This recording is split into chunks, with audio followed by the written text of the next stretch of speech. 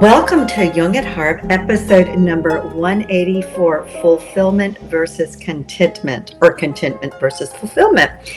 I'm Kathleen Wiley, a Jungian psychoanalyst, and I am here with Deborah Henson-Conant, a composer, a mentor, a creative. We both play the harp, and that's why we call this Jung at Harp.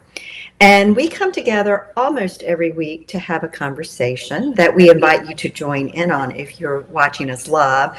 Hopefully you're on a platform that will allow you to type in comments and we'll be able to bring those into our conversation.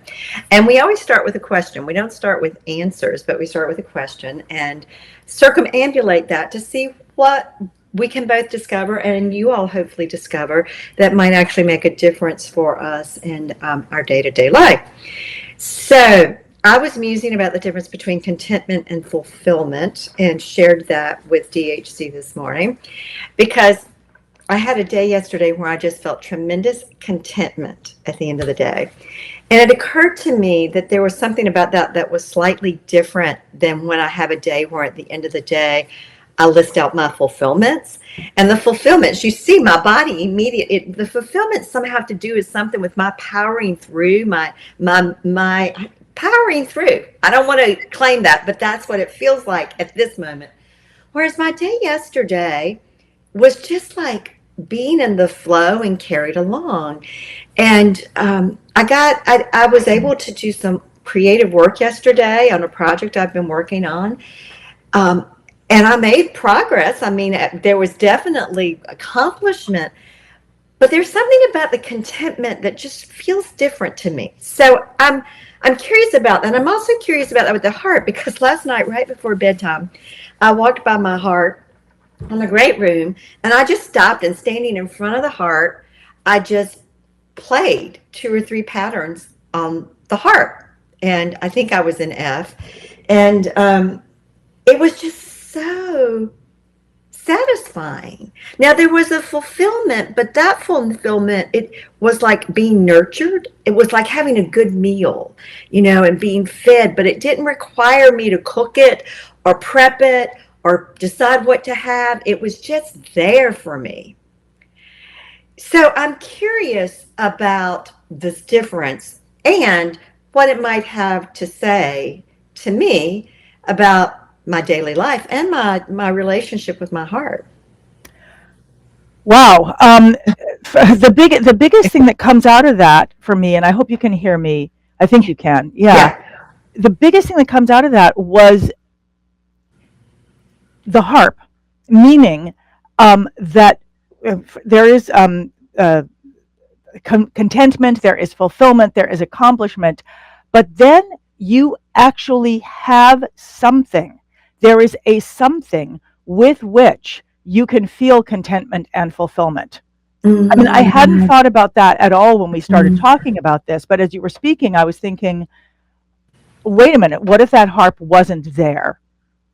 Would you have had that experience with something else? And one of the reasons I'm saying this is because I was talking to a girlfriend who's a musical theater person, and she was coming up with this character. And as soon as she came up with a character, I was like, "Oh my God, that's a one-woman show! And let's make it."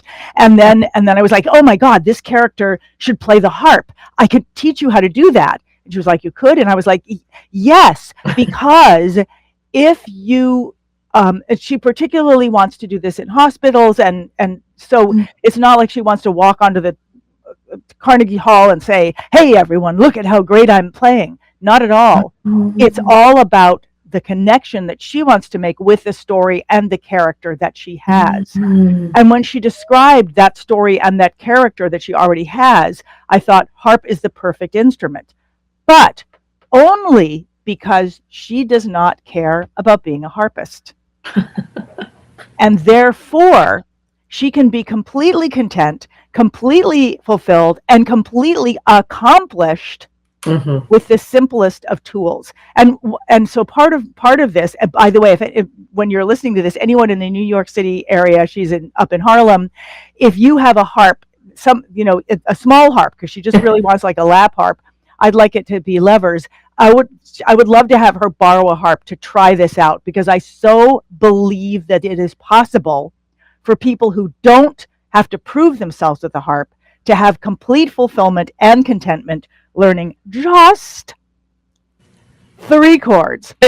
And I say this because it's the moment of my life when I remember, I remember many moments, but this, for the first one, was when I was 7. I mean, I remember other things before that, but this moment when I shifted between contentment to hear other people play music and me sing with them, something shifted, and I want to play. So first of all, there was that first moment of I want to play, and my mother said, okay, here's the 3 chords, as if, and she was like, it's this and like this, and you do this. And the minute I got that it was about a shape in your hand, it was about, I already kind of got the idea that you were going to do this with the other hand, but it was a shape and it was relationship to the instrument. The minute I got that, I really was like, great, got it. I got it. Okay, got it. Now here I go. I felt there I had everything. It was kind of like, oh, that's how life works. Great, here I go. Don't need anything else. And I didn't need anything else until I was 10, when I wanted to learn something else. But in that time, I just completely enjoyed what? I heard something on my roof. I'm sorry, the face wasn't about you. Okay, all right. What was that noise? Until that moment, after that moment of getting those 3 chords, I was completely fulfilled, content, accomplished. I could play whenever I wanted to. I could play with other people. I could engage with other people. And I have this belief now that I could teach that moment to anyone who is open to that experience of accomplishment. And I think one of the things that often, certainly harpists, people who fell in love with the harp and they want to play the harp and they want to learn how to improvise, they've got something else out there that is going to feel that they have and then I will be fulfilled. When I can, then I will be fulfilled. And I'm constantly trying to sort of figure out, how do I bridge that? How do I give them something, as simple, we're always talking about snippets, but something that is simple to understand, that to me, as a composer and a singer, that would be plenty for a whole song. I want to go out in the morning sun.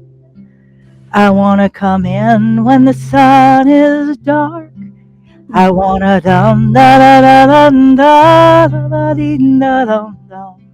Like I could go on like this for a long, long time. And then I could start once again. Or I could put it up a little octave. So to me, to be able to give people something that gives them that experience that I had as a child, oh, that's the door. Oh, that's how you get in. Oh, you just got everything. It's not like, well, you learn this note and then you're going to have to do this and then this and then this and then there's this big thing and you'll never be good enough. Ever. Because I feel like that's how most people come in, and that's how I come into the things I struggle with.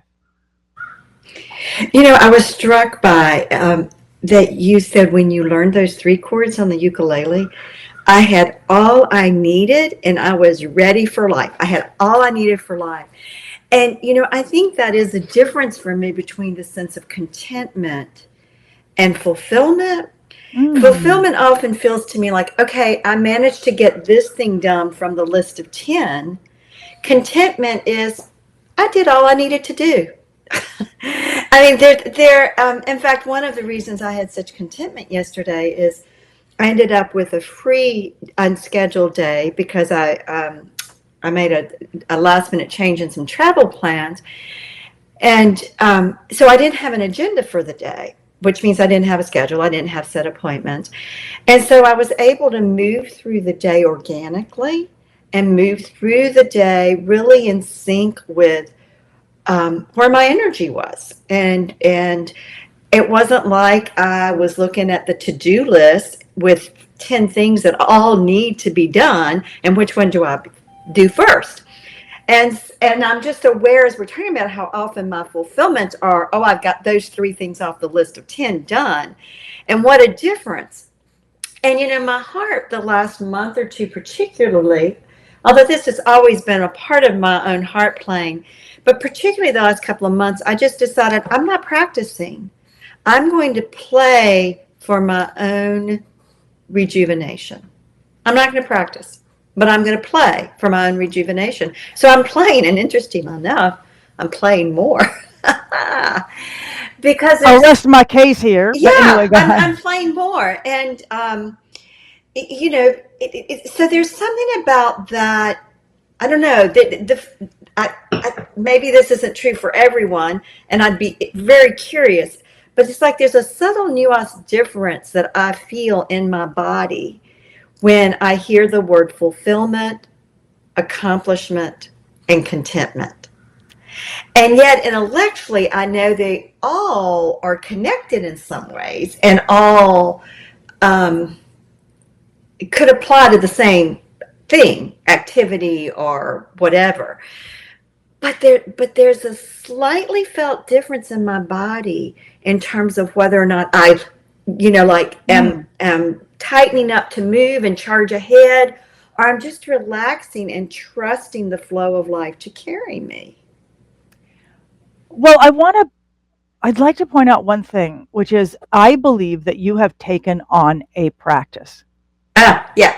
And as I thought that, and in the academy, we actually have a class once a week called Transformational Practices. Mm-hmm. And it is specifically to just observe when we do take on a practice like you've taken on a practice of just playing without whatever it is that you think practicing is.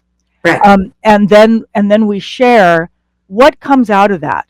That we never expected, or because if you take on a practice like that, if there's no specific end result, you don't know what the end result is. You really can't.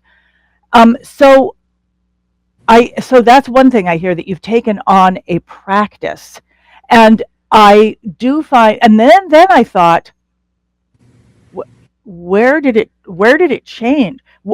And what is it that makes her think she's not practicing, when in fact I believe you're practicing. Right. You're truly practicing. And it occurred to me that you may feel you're not practicing because someone in practicing, someone's telling you what to do and then you're accomplishing it. And it's very interesting to me because I think some people come into the academy and I want them to take on a practice of whatever it is, take that simple thing, let it expand, discover from it. But often when we go into something like that, we actually do want someone to say, do this, and then do this, and then do this. Right. And so now I'm building something which I still don't have the name for it. Sometimes we call it base camp, sometimes we call it the tools game, sometimes we call it on ramp, but it is literally a guided practice, or something that says start here, go here, go here, go here. And it just occurred to me why people need that. It just occurred to me is because, and I'm putting myself in that category as well, by following the guidance of someone else, they stop second guessing whether what they're doing is the right thing to do. And until they can get to the point, because I noticed that for some reason it is very difficult for people to allow themselves to take on the practice of, hey, just play this and then let it, if you're going like this and this goes up, what happens if it goes up another step? That curiosity. Or if it's this shape, what happens if it's this shape? When it comes, when I just brought my first top fingers in, well, if it's like this, what happens if the bottom part goes down? So this is exploration, and I think it can be a very frustrating part of practice for people who are just starting if we're doubting that what we're discovering is of value. Yeah, I was just thinking, it's like if you don't think what you're doing is legitimate. Right. Yeah, Right. yeah. So when I do social media in general, I'm thinking, well, this doesn't just go to so and so because it didn't get this and a blah, blah, blah. So instead of really enjoying Right. what I'm, which is interesting because I really enjoyed what I did in social media this week. I just got sick of being serious and I decided to make up a disease that I feel people have. Um, uh, Sheet music entrapment syndrome for harpists, SMESH, and wrote an article about it in which I came in to save the day of a woman entrapped and unable to get out of her harp. I mean, it was fun, and it was fun to share it, and it was fun to see what people said about it, and it led to some very interesting connections in my life. But I felt that it was a moment of grace, that I was able to get over myself. Mm. Well, as we're saying all of that, and what occurred to me is that accomplishment also, for me, evokes this sense of having to effort. That to accomplish something, I have to effort at it.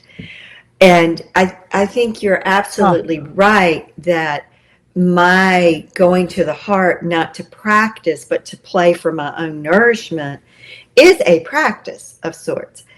It is a practice. And it's interesting because the stated intention of the practice has nothing to do with efforting, but it has to do with being. And there is something about being with instead of efforting. Like when you got those 3 ukulele chords, you were in a whole new world, and you were just being with that world, with the sound, with the creative process. And yesterday I was just being present with my own energy and where the movement was and going with it. And so there is something about setting intention and beginning to realize that probably the greatest accomplishment is when we can be with that which gives us that sense of contentment and joy and fulfillment at the deepest soul level. But that doesn't Wow. that you can't make that happen. There's no 1, 2, 3. I always tell to my now-sans when they're asking me what to do, I will say, if I had the 1, 2, 3 formula, I would give it to you and I would be on Oprah. I wouldn't be here in my office, because it's really about creating the right conditions, right meaning the garden where it grows. And for people who are gardeners, sometimes you do, quote, all the right things. You fertilize, you weed, you supplement this and that, and it still doesn't give you what you want. But there's something about that being with it and what emerges, what does grow. I don't know. I feel like I am circumambulating these 3 things. But when you said I had all I needed for life, I thought, wow, that's how I felt yesterday. It was like I had all I needed. I was doing all I needed. I was where I needed to be. I wasn't conflicted about, I want to be here, but I also want to be there. I was unified. I was integrated. All parts of me were in alignment. That's what I think ultimately individuation and embodiment are about. But I digress. There are so many things that are coming out in my mind from what you've just said. It just made me think of like my tomatoes this year, which are just like on another planet apparently, and yet how beautiful the garden is, and what I could be doing in the garden, how I could be engaging with my garden, regardless of the tomato situation. And so that was one thing I thought about. I also thought I was thinking, how lucky are we to have an instrument that is so gracious and available, and what it means to not have that instrument, And what would you be if you did not have a harp, or had never seen a Mhm. harp or whatever? What else might you be engaging with in that moment? What else might you have walked through your house and seen and engaged with? And then I was thinking about all the things in my house that I really love, the toys, or things I got around the world or whatever, and how I would love to play with them. But often when I am feeling fulfilled by things, I feel stupid. Is this stupid? Like when I'm thinking, um, okay, so wrote this mesh, this article, you know, and immediately I want to be like, put on a news. I don't know what a news cap looks like, but breaking news today, people. And suddenly discovered this person knows blah, blah, blah, blah, and oh, I couldn't help blah blah blah blah blah blah. I mean, like, I think about how fun it would be to do that, and then in the next note, I think, yeah, but yeah, other people are doing that all over this, and it's trending, and they do it so much better than me, and I'd look stupid. I mean, like this thing of like, especially, I'm gonna look stupid. Like I got an idea. Okay, so let me give you a perfect example of this. I think I've talked about this before. I go into the science museum with my boyfriend. I'm like, I don't know, 20 or something like that. And he's a scientist. And we go into the science museum and we see this exhibit. And the exhibit is just a cylinder that goes around and around and around, and big long strips of paper. And people are drawing things on the slip of paper. And then they turn it around and animation happens. They just see it become animated. And I look at it and and I'm like, oh my God, I got an idea. Ooh, I'm going to make a thing where something is going through something. And I have this whole idea what it's going to look like. It's going to be amazing. It looks through it, and it looks like and so I draw the thing. And I'm like, and I put it up, and there's all these little kids standing there, and their parents are behind it. And I put it on, and I'm like, check this out. And I go like this, and here's what appears, dun dun dun, and I'm horrified. And the parents are like, how dare you? And the children are like, what's that? I mean, the children are like, hey, that's cool. Things going in and out, whatever. But I do, as much as I remember the sense of fulfillment with the Yeah. 3 chords on the ukulele, I remember the just sense of horror at not knowing what my creativity, that I'm so excited about, is going to come forth with. And that is the other side of that. Yeah, well, you're not 20 anymore with your boyfriend and, having those instinctive. Yeah, no, no, but it had nothing. No, I do equally stupid things now. I mean, I don't know that it has anything to do with being 20 and being with my boyfriend. I'm telling you, he may have thought that, but I mean, I think this is the other side, isn't it? That we always have an unconscious, and that unconscious creativity is one way that our own unconscious desires and urges do get expressed. Our own feeling states, creative art. I mean, there's the whole expressive arts therapy movement. It's about helping people work through their trauma or whatever their emotional states are through expressing with art or expressing with music or doing, acting it out in sand tray. So I think that there is an aspect of creativity that always, and Jung said it, he said the way he said it was, every man's theory is a self-confession. Every creative act is a self-confession. It tells you something about the artist. Wait a second.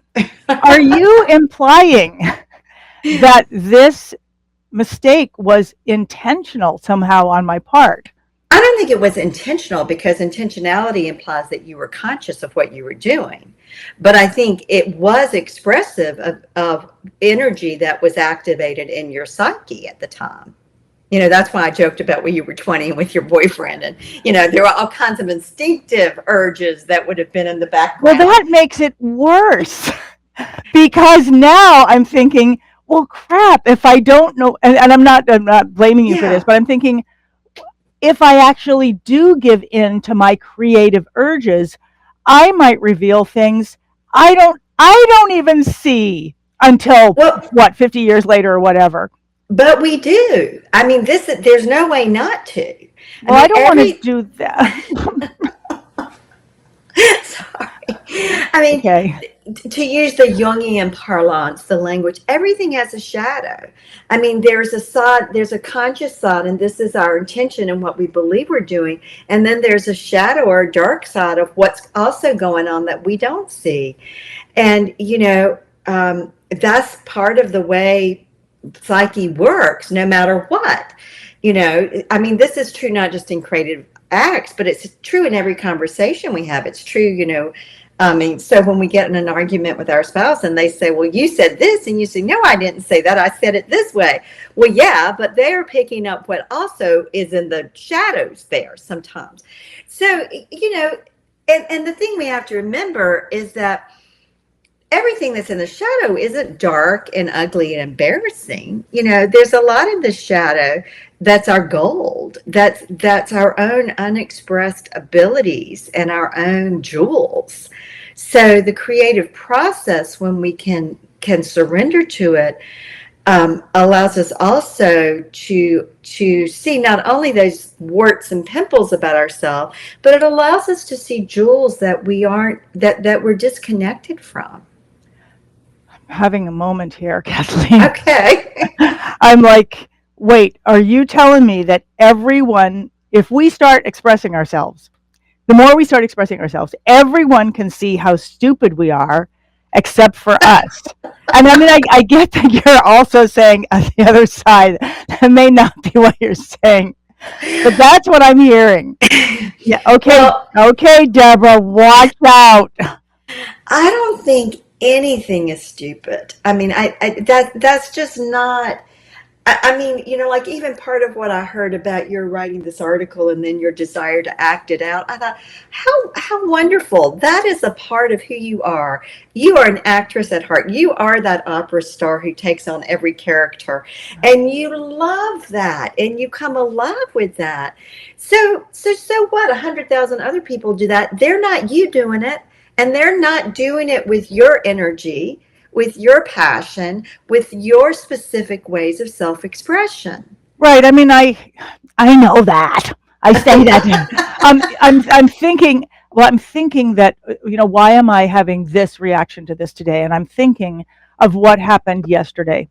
And one of the things that happened yesterday is that because of this Smesh article, someone that responded to it was I just went to her website and I looked at her website, and as I was looking, and I was like, oh, this is so cool. She does this, and she's got this cellist, and she sings. She's got this singer best friend, and she does it. And she takes chamber music, and then suddenly I was like, oh my God, this person is the person who could answer all these questions that I have about something where I'm stuck. So I'm stuck in one place in my life. I've been trying to release some chamber music that I wrote when I was much younger, I wrote it for my soprano bestie, my aunt, and we premiered in New York and blah, blah, blah.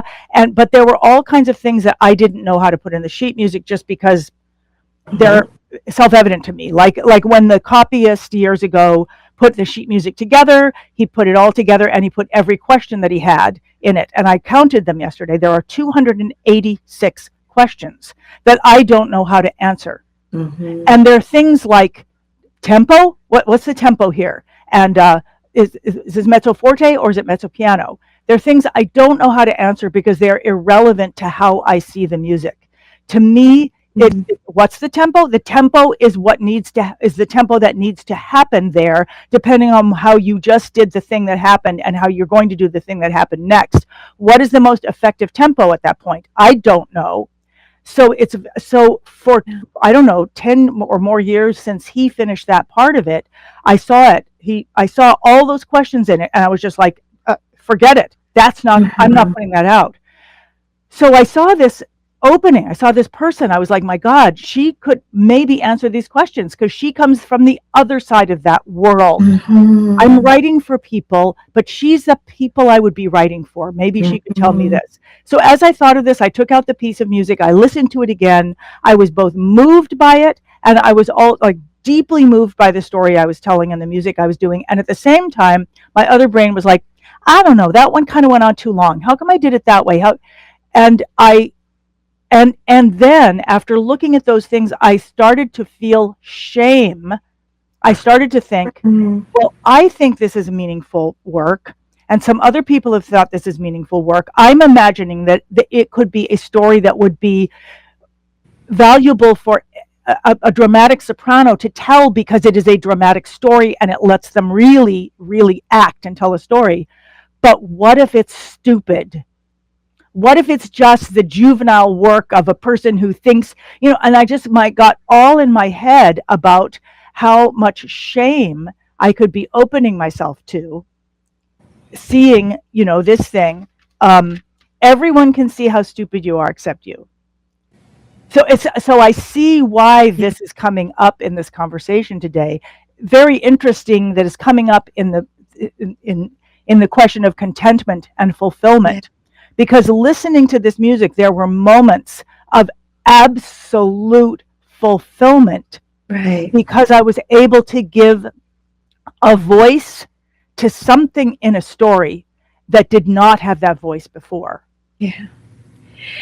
Yeah, I mean, I hear you. And what came into my mind as you were saying that is recently I had learned that there are several great composers who destroyed all of their earlier works at a certain point in their career because they felt that they didn't reflect their mature artist self. So I hear you. You're kind of, and that's, um, But I don't know that I, I do better now. I don't know that my work is more mature than that. and what does really more mature mean, right? I mean, we'd have to be, Well, sometimes more mature means stuff is hidden more. People yeah, can't see what you're really yeah. doing. Um, I mean, we all, I've been doing, have been in private practice as a psychotherapist, psychoanalyst now for like, well, 3+ decades. I'll age myself here. Um, and I do believe that the biggest block for all of us in every area of our life is shame, is toxic Right. shame. And, um, and I've been having this inner dialogue lately about social media, which I have a presence, do more on Instagram than anything else, but it's very hit and miss. I'll get energy for it, and for 4 or 6 weeks I'll post Mhm. regularly, and then I stop. And um, and I thought, what's that about? And I think part of it is my own temperament. Is that doesn't Hmm. it's not my own temperament or the way that I move through life. And I thought, would it really make a difference if I had 10,000 followers or 100,000, or I was the influence? I mean, I thought, would that really change the experience of my life? Would it really change other people's lives? And I don't know what I'm trying to say to you, except that I think part of what I know about myself is that there's a part of me that's very content with the archetype of the hermit healer woman in the woods that the people wander down the gravel path and find, versus being out there promoting myself or having a presence to be found on Google. And Hmm. um, Very it, interesting that you're, the shame tags you're putting on some of these, and I get it. Yeah. Yeah, Okay. yeah. And so, I think part of what we have to do in mediating the shame is step back and say, who am I really? Because the opposite developmentally of shame is autonomy, which means self agency and self mastery. 2 to 4 is the developmental stage, according to Erickson's psychosocial stage, where that sense of autonomy develops or shame kicks in. And autonomy, what do 2 and 3 year olds do? They're called the terrible 2s and 3s because suddenly they're autonomous. They can climb out of the crib, they can get out of the playpen, they can draw on the walls, they can, as well as do other things. So that sense of autonomy. So I think we each have to step back with in the areas where we feel shame. And I hear the idea of being stupid is shame for you. Right. That's those two Yeah. things. And say, okay, wait a minute. What do I really know about me? And if I'm really me, then I do have a basic belief that then we will have what we need in the world and everything will flow. I've always had enough analysis and I've never marketed. I mean, I've just, I might, one time the director of a church-related counseling center asked me what my marketing plan was. And I said, well, I just say, when I have an opening, I say, okay, Spirit, I have an opening. Now send somebody you want to touch through me. And he laughed and he said, I don't think my board's going to go for that. Mm-hmm. So I think it also has to do with, we have to clarify what's our source. What do we ultimately believe? I'm getting into large existential kinds of questions now. That's great. But I mean, and well, these are related. Yeah, I agree. And there's a lot I'd like to say about all of that. And I have a lot of questions, but I want to bring these up too. Yeah. So I'm going to bring up what Victoria and then Donald. Does fulfillment need to come from complicated or matured work, though? I don't think so. Yeah. I found some silly things to be surprisingly enjoyable and fulfilling. Yeah. And I think that the operative word there is found. I hear that this discovery, and so often when we're not experiencing discovery is when we try to complicate it. Right. And yet, so this is, yes, I mean, I do find many silly things to be surprisingly enjoyable and fulfilling. Actually, it's so interesting because you should say that, because silly is super fulfilling for me. Uh-huh. Because silly often allows me to be, I don't, I mean, I always notice that I love having that energy, and it's like, yes, I'm going to the thing, whatever it is.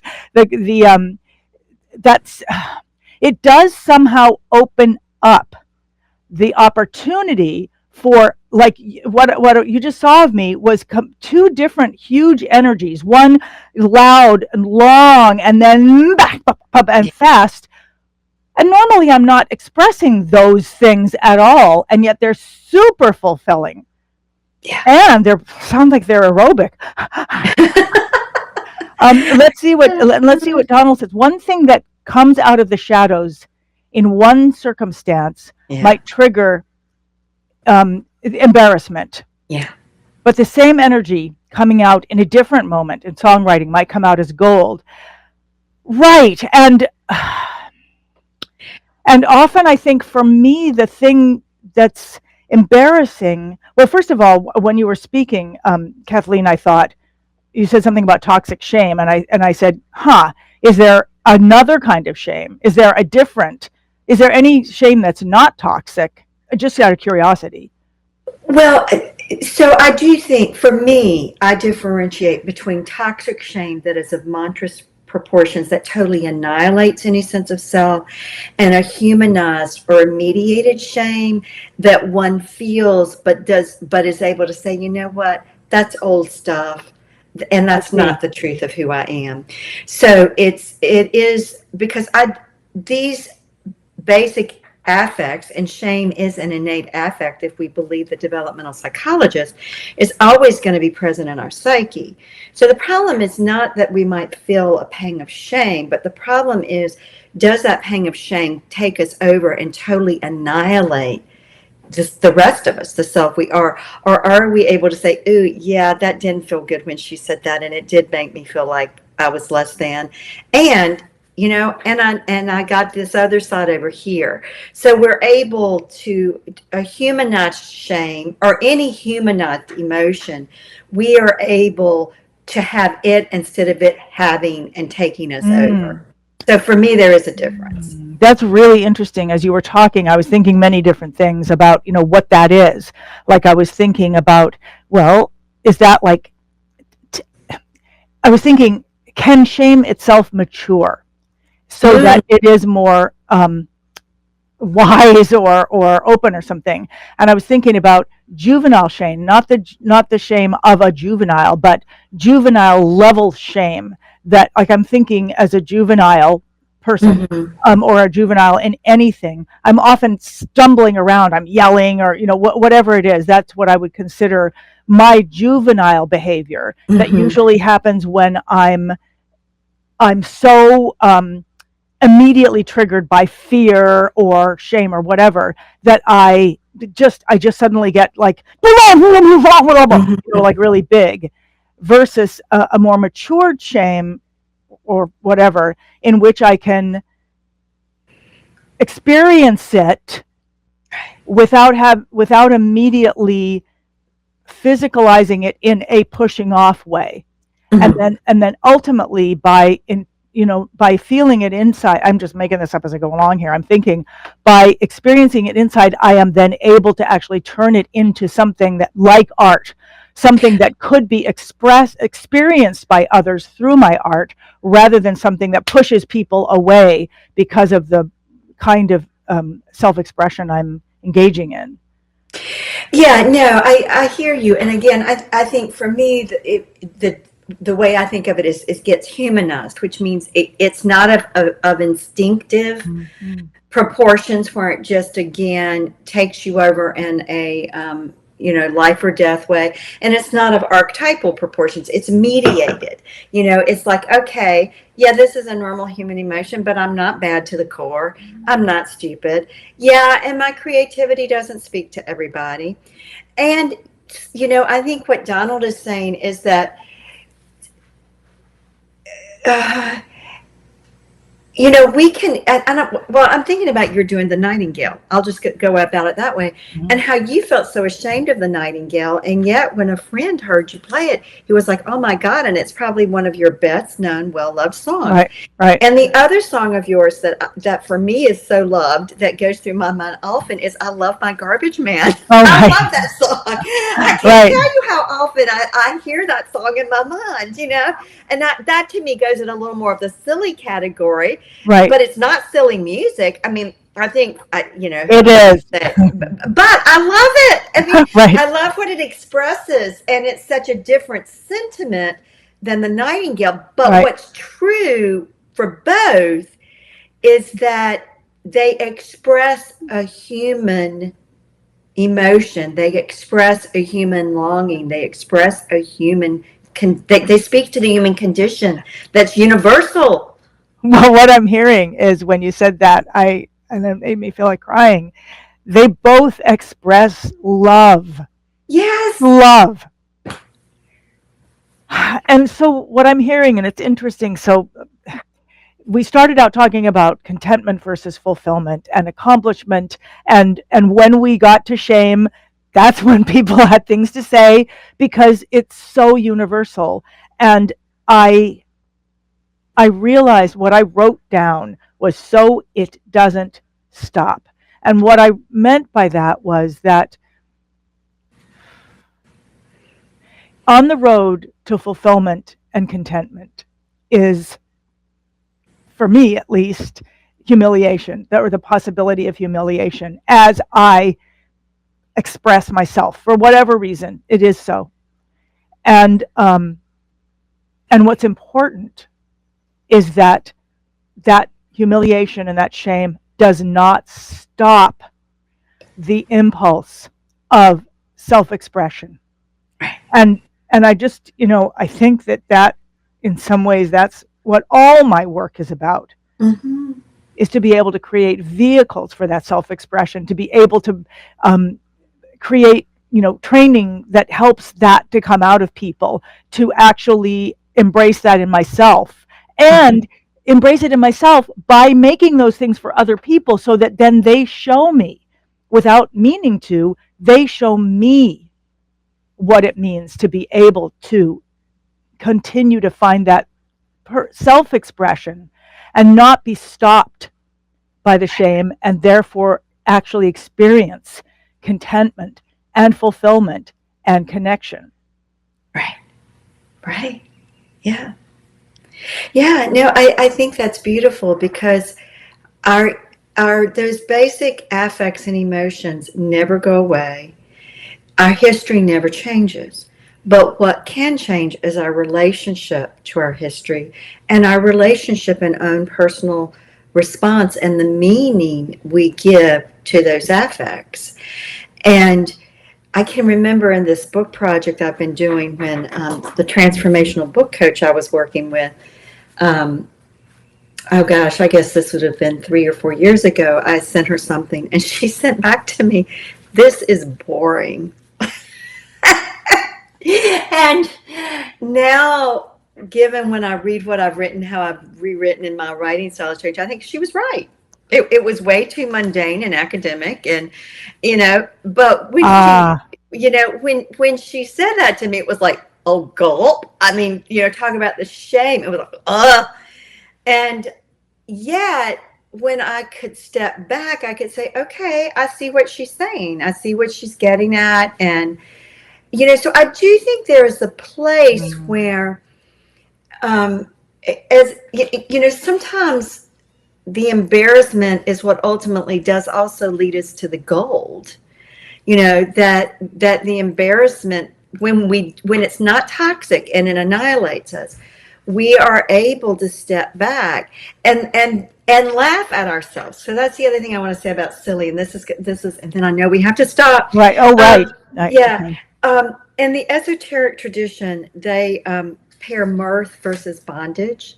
So they say that the way out of bondage is to be able to laugh at the absurdities of our own life and the absurdities of our nature and the absurdities that we see in the world.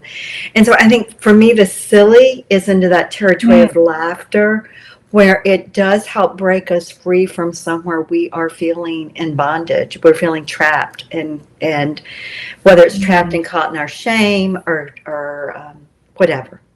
So laughing. Oh boy, Kathleen, there's so much here. I just feel like so much opened up out of this. So many things, so many stories, so many relationships, like the relationship of the person to whom I share something and I say, but I'm not doing this. And they're like, no, you are. This is where you are shining through, having those relationships, people who can, all of this, all of the relationships with people who demand and request and appreciate when we do shine through. And I'm going to think about that so that it doesn't stop, so that self-expression doesn't stop.